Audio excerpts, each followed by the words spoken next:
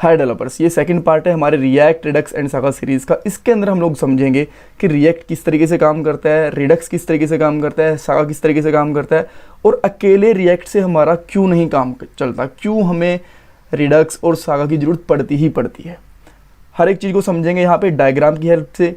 Architecture मैं आपको दिखाऊंगा। ये मैं पहले क्यों समझा रहा हूँ आपको, देखो जब हम लोग कोड करेंगे ना, तो उससे पहले आपके दिमाग में एक इमेज, एक आर्किटेक्चर पहले से सेट हो जाना चाहिए कि अच्छा इस तरीके से रिएक्ट काम करता है, रिडक्स इस तरीके से काम करेगा, एंड सागा की हमें ज़रूरत कब पड़ेगी। जब आपको पहले से ही थोड़ा क्लियर रहेगा ना, तो आपको जब कोड करेंगे तब आपको ज़्यादा दिक्कत आएगी नहीं, सब कुछ आपको ईजी लगेगा। ठीक है, तब आपका ध्यान बस ये नहीं रहेगा कि यार ये क्यों हो रहा है, ऐसा क्यों हो रहा है, ऐसा क्यों करें, तब आपका ध्यान बस कोड के ऊपर रहेगा। तो इसीलिए अंडरस्टैंडिंग पहले ज़रूरी है कि किस तरीके से रिडक्स काम करता है, रिएक्ट काम करता है, एंड सागा काम करता है। सो हम लोग स्टार्ट करते हैं। सबसे पहले रिएक्ट जेएस है क्या। मैं ये मान के चल रहा हूँ कि आपको रिएक्ट जेएस पहले से ही आती है, एटलीस्ट आपको बेसिक नॉलेज तो है ही। अगर आपको रिएक्ट जेएस की बेसिक नॉलेज नहीं है तो आपको एक अलग से मैंने प्लेलिस्ट बना रखी है रिएक्ट जेएस की, आपको पहले वो देखनी चाहिए, बिकॉज रिडक्स एंड सागा थोड़े से एडवांस हैं रिएक्ट जेएस से। और जब तक आप लोगों को रिएक्ट जेएस की समझ नहीं है, इन दोनों के ऊपर जाने का कुछ मतलब नहीं बनता। तो पहले आप रिएक्ट जेएस अकेली पढ़ो, उसके बाद में आप रिडक्स और सागा के पास जाना। ये मैं यहाँ पे बट ये क्यों बता रहा हूँ कि रिएक्ट जेएस है क्या, बस थोड़ा सा रिकैप करने के लिए कि थोड़ा सा ब्रशअप हो जाए। ठीक है, अदरवाइज ये आपको पहले से पता होना चाहिए। देखो रिएक्ट जेएस एक लाइब्रेरी है वेब एप्लीकेशन की डेवलपमेंट के लिए, ये हमें पता है। ठीक है, फास्ट है और ईजी टू यूज़ है, इसमें हमें कोई डाउट नहीं है। बट इसके कुछ डिसएडवांटेज हैं।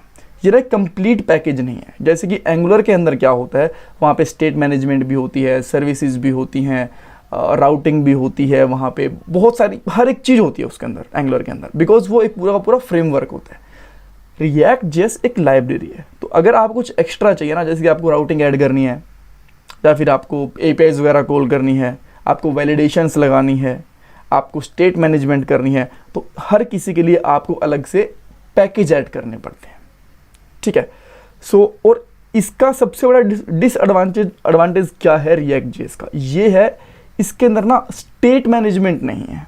अब स्टेट मैनेजमेंट क्या है, यानी कि कंपोनेंट के बीच में डाटा शेयर नहीं हो पाता। अच्छे से समझाऊंगा आपको नेक्स्ट वाली स्लाइड के अंदर कि ये डाटा शेयर बिटवीन कंपोनेंट क्या होता है। इस लाइन का लास्ट लाइन का मतलब क्या, मैं अच्छे से समझाऊंगा। बट अभी के लिए आप इतना ध्यान रखो कि रिएक्ट जेएस के अंदर ना कंपोनेंट्स के बीच में डाटा शेयर करना इजी नहीं है। या तो आप कंटेक्स्ट एपीआई के थ्रू करोगे, बट कंटेक्स्ट एपीआई छोटे प्रोजेक्ट के लिए ठीक रहती है। बट जब हमारे पास एक बहुत बड़ा प्रोजेक्ट होता है, हमें A to B, B to C, C to Z, Z to K, बहुत सारे कंपोनेंट में डाटा ट्रांसफर करना पड़ता है ना, तो कंटेक्स्ट एपीआई भी एक अच्छा सोल्यूशन नहीं है। उस टाइम पे हमें रिडक्स की तरफ ही जाना चाहिए। अब मैं आपको थोड़ी सी समझाता हूँ पहले डायग्राम की हेल्प से कि एक्चुअली प्रॉब्लम है क्या, जो मैं आपको लास्ट लाइन में समझा रहा हूँ। देखो एक सबसे पहले मैं आपको एक सिंपल पेज दिखाता हूँ। देखो ये हमारा एक नॉर्मल पेज है, एक नॉर्मल वेब एप्लीकेशन का, ये लोड हो रहा है। ठीक है, अब इसके अंदर आप समझो कि यहाँ पे देखो ये हमारा हेडर कंपोनेंट, आप इसको मान लो कंपोनेंट ए, ये हमारा कंपोनेंट मान लो बी, ये हमारा कंपोनेंट मान लो सी, ये डी, और इस ये भी एक अपने आप में कंपोनेंट है। आप देख सकते हो ये भी अपने आप में एक कंपोनेंट है पूरा का पूरा। इसके अंदर हमने 4 कंपोनेंट ले रखे हैं, जो आपको ये वाला दिख रहा है ना, ये अपने आप में कंपोनेंट है। इसके अंदर हमने 4-5 कंपोनेंट और ले रखे हैं। थोड़ा सा मैं अंडू कर देता हूँ ताकि क्लियर हो जाए। ठीक है, सो इस तरीके से हमारे बहुत सारे कंपोनेंट हैं। तो एक्चुअल प्रॉब्लम आती कहाँ है ना, जब आपको इस कंपोनेंट में से इस कंपोनेंट में डाटा लेके जाना हो, या फिर ये वाला भी अपने आप में कंपोनेंट है, इस कंपोनेंट में से इस कंपोनेंट में डाटा लेके जाना हो, या फिर ये जो कोने वाला कंपोनेंट दिख रहा है ये वाला, इसमें से आपको इस कंपोनेंट में फिर कहीं पे भी डाटा लेके जाना होता था ना, तो रिएक्ट जेएस में बड़ी प्रॉब्लम होती है। अब मान लो कि यहाँ पे जब आप यहाँ पे कोई क्लिक करते हो, इस कंपोनेंट में कोई क्लिक करते हो, ठीक है, यहाँ पे एक ऐड टू कार्ट का ऑप्शन लगा लो आप, ऐड टू कार्ट का। जब आप ऐड टू कार्ट करते हो तो आपने देखा होगा ना ई कॉमर्स वाली साइट के अंदर यहाँ पे काउंट बढ़ जाता है 1 2 3 करके, तो वो हम लोग नहीं बढ़ा पाते। मैंने छोटा सा एग्जांपल दिया और भी बहुत सारे मिल जाएंगे। तो रिएक्ट जेएस के अंदर ये सबसे बड़ी प्रॉब्लम है कि कंपोनेंट के बीच में डाटा को शेयर करना, कम्युनिकेट करवाना बहुत मुश्किल होता है। कंटेक्स्ट एपीआई एक सॉल्यूशन है रिएक्ट जेएस के अंदर, बट वो ना जब हमारे पास एक बहुत बड़ी कॉम्प्लेक्स वेबसाइट होती है, वेब एप्लीकेशन होते हैं, तब एक प्रॉपर सॉल्यूशन नहीं होता। छोटी एप्लीकेशन के लिए वो ठीक है। ठीक है, अब मैं इसका थोड़ा सा और एक एग्जांपल दिखाता हूँ आपको, थोड़ा डिटेल में एग्जांपल दिखाता हूँ। ये देखो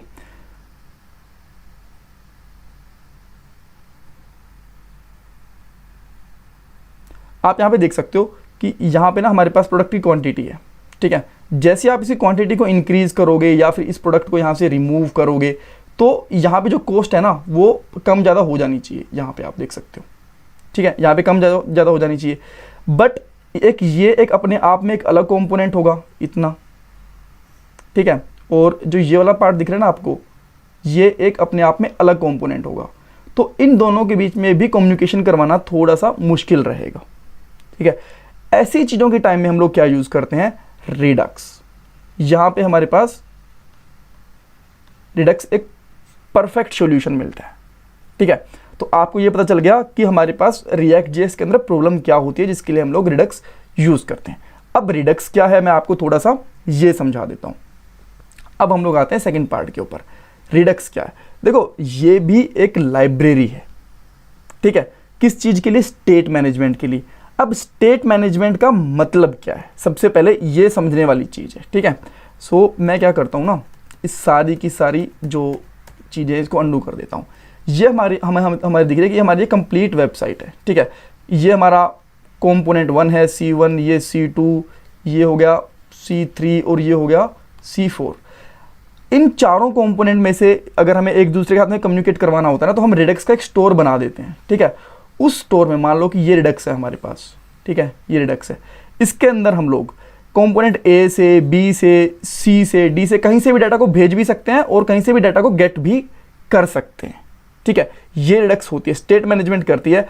मान लो कि आपको कंपोनेंट जो हमारा C2 है इससे C4 में डाटा लेके जाना है, तो आप पहले क्या करोगे, पहले रिडक्स के अंदर डाटा भेजोगे और ये C4 कंपोनेंट अपने आप इसमें से डाटा को गेट कर लेगा जब इसको जरूरत पड़ेगी तब, ठीक है। सो ये बेसिकली रिडक्स होती है, एक स्टेट मैनेजमेंट टूल होता है। स्टेट मतलब डाटा, स्टेट ऐसा कुछ नहीं है कि आप कुछ और ही समझ लो कि यार ये कोई प्रोग्रामिंग टर्म। स्टेट मतलब डाटा, डाटा मैनेजमेंट का एक टूल है, एक लाइब्रेरी है, ठीक है। सारा डाटा हम लोग एक जगह पे इकट्ठा कर सकते हैं। आप और आसानी से ये समझ लो कि आपके पास एक पूरा घर है, उसके अंदर अलग अलग जो कमरे हैं वो कंपोनेंट्स हैं। तो आप मान लो कि एक रूम से दूसरे रूम में डाटा लेके नहीं जा पा रहे हो किसी वजह से, तो आप एक स्टोर रूम बना लेते हो, उसके अंदर डाटा रख लेते हो। आपने अगर आप कमरे A से लेके कुछ डाटा उठा के स्टोर में रख दिया और जो कमरा C है यानी कि रूम नंबर C है या फिर D है फिर 3 है, उसमें से कोई आया उसने स्टोर में से डाटा अपने आप उठा लिया, इस तरीके से। सो रिडक्स बेसिकली एक स्टोर रूम है जिसके अंदर हम लोग हमारे डाटा को स्टोर कर सकते हैं, ठीक है। आप इसको स्टेट मैनेजमेंट बोलो या फिर ग्लोबल डाटा। ग्लोबल डाटा का मतलब है कि हमारे प्रोजेक्ट का सारा डाटा हम लोग एक जगह पे रख सकते हैं।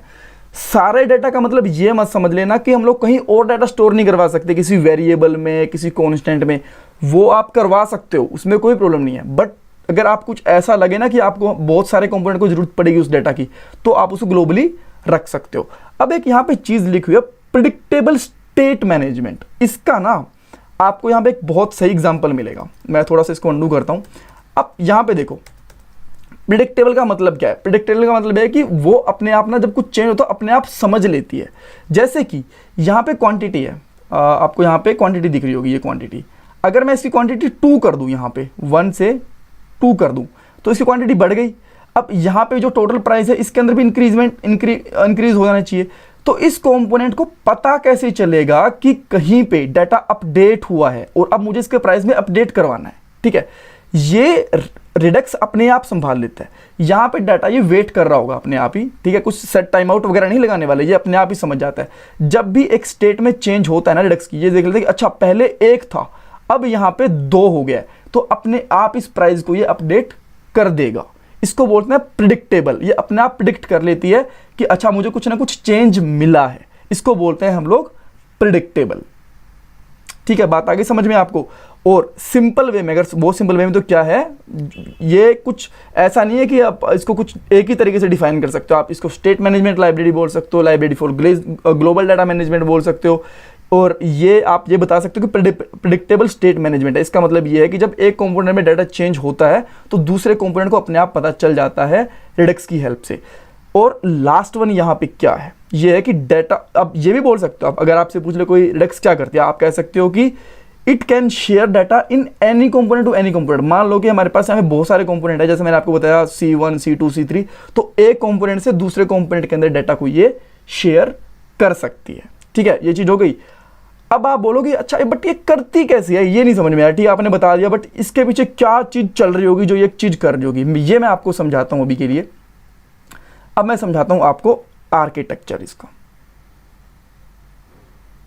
ठीक है। अब इसकी सब की हेल्प से आपको समझ में आया कि क्या क्या चीज़ें होती हैं।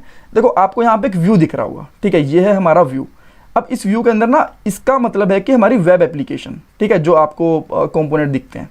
तो यहाँ पे मान लो कि बहुत सारे कंपोनेंट हैं, अभी 3 कंपोनेंट हो गए, 6 कंपोनेंट हो गए, C1 C2 C3 C4 C5 C6, ठीक है।